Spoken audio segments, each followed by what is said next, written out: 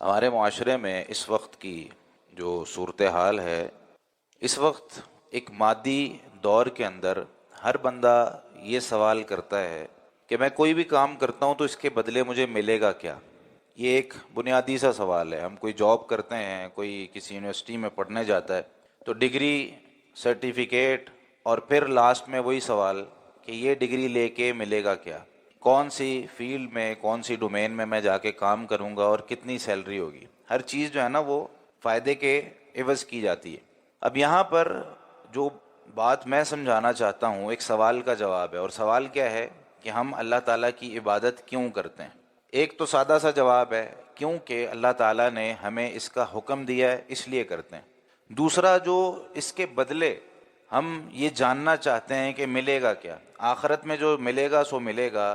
دنیاوی حوالے سے یہ عبادت کیوں ضروری ہے؟ حافظ ابن قیم رحمۃ اللہ علیہ نے انسانی جسم کو بڑا اسٹڈی کیا، پڑھا ہے۔ وہ ایک حکیم اور ایک ڈاکٹر بھی ہیں، اپنے وقت کے بڑے طبیب ہیں۔ انہوں نے یہ بات ذکر کی ہے، النفس ان لم تشغلها بالحق شغلت کا بالباطل۔ یہ جو انسانی جسم ہے نا، اس میں ہر ایک جگہ پر ایک پرزہ ایک کام کے لیے اللہ تعالیٰ نے بنایا۔ اگر اس کو اس کام میں نہیں نہ لگائیں گے اور صحیح کاموں میں جو اللہ تعالیٰ نے بتائے ہیں ان کاموں میں نہیں لگائیں گے تو وہ غلط کاموں میں استعمال ہوں گے۔ یہ ایک انسانی جسم کی ایک بناوٹ ہے، کریشن ہی ایسی ہے۔ اللہ تعالیٰ نے جو عبادات فرض کی ہیں وہ کئی ایک مقاصد کے لیے فرض کی ہیں۔ ان میں سے ایک مقصد یہ ہے، مثال کے طور پہ اگر اللہ تعالیٰ نے یہ فرمایا ہے کہ نماز فحاشی اور برائی سے روکتی ہے، تو کیسے روکتی ہے؟ کبھی کسی نے دیکھا ہے کہ اس کے سامنے آ کر نماز کھڑی ہو جاتی ہے کہ بھائی نہیں، آگے جانا نہیں ہے؟ اس طرح نہیں ہوتا۔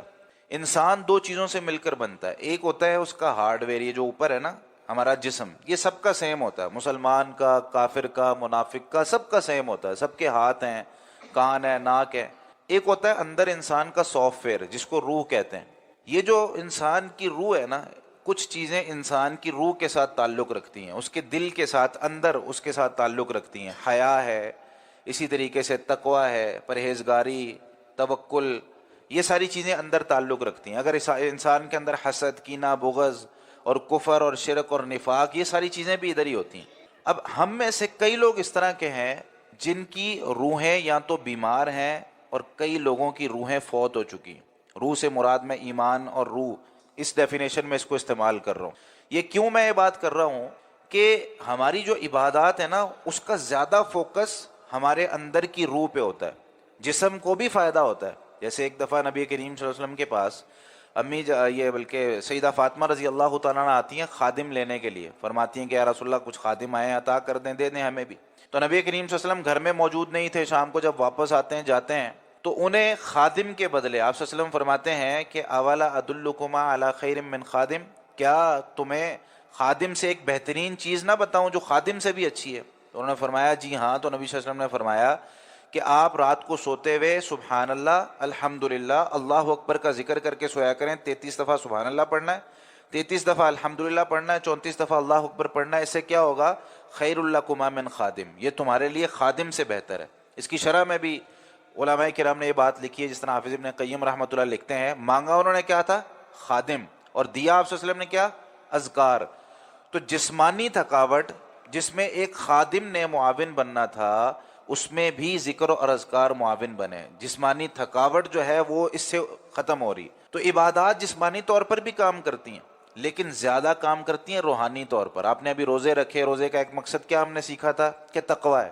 اسی طریقے سے باقی عبادات بھی وہ انسان کی روح کو مضبوط کرتی ہیں۔ آج یہ جو مسائل ہیں نا ہمارے نوجوانوں میں، ایگریشن کے مسائل ہیں، غصہ، بے صبری، کہیں پہ بھی جو ہے نا کسی کے بھی سامنے کچھ بھی بات کر دیتے ہیں، پتہ ہی نہیں ہے کہ یہ بات باپ کے سامنے کرنے والی ہے بھی کہ نہیں، یہ بات چاچو جی کے سامنے کرنے والی ہے کہ نہیں، یہ بات بزرگوں کے سامنے کرنے والی ہے کہ نہیں۔ وہ کہتے ہیں جی ہم کریں، کوئی مسئلہ نہیں۔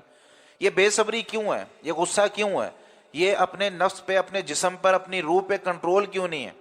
نبی کریم صلی اللہ علیہ وسلم کو اللہ تعالیٰ نے ایک نسخہ دیا تھا، فرمایا تھا وَلَقَدْ نَعْلَمُ أَنَّكَ يَضِيقُ صَدْرُكَ بِمَا يَقُولُونَ، البتہ یقیناً ہمیں پتہ چل گیا ہے کہ آپ کا سینہ بڑا تنگ ہو گیا ہے ان باتوں کی وجہ سے جو لوگ کہتے ہیں۔ لوگ تہمتیں لگاتے ہیں آپ پر، کبھی جادوگر، کاہن، مجنون، کبھی کچھ کبھی کچھ، نعوذ باللہ۔ نبی کریم صلی اللہ علیہ وسلم کو بہت زیادہ باتیں کہی گئی۔ اللہ تعالیٰ کیا فرما رہے ہیں؟ ہمیں پتہ لگا ہے کہ آپ کا سینہ بڑا تنگ ہو گیا، برداشت نہیں ہو رہی اب باتیں۔ تو اپنے دل کو آپ نے مضبوط کیسے کرنا ہے؟ فسبح بحمد ربک، اب آپ نے سبحان اللہ و بحمدی کا ذکر شروع کر دینا، وَقُم مِّنَ الساجدین، اور نماز پڑھنے والوں میں سے ہو جانا، یعنی نماز آپ پڑھیں، اذکار شروع کر دیں، آپ کی روح جسمانی طور پر بھی روحانی طور پر آپ اتنے مضبوط ہو جائیں گے کہ لوگوں کی بڑی سے بڑی باتیں اور توپوں کے رخ بھی اگر آپ کی طرف ہیں آپ اس کو برداشت کر جائیں گے۔ اللہ تعالی ہمیں عمل کی توفیق عطا فرمائے۔ جزاکم اللہ خیر۔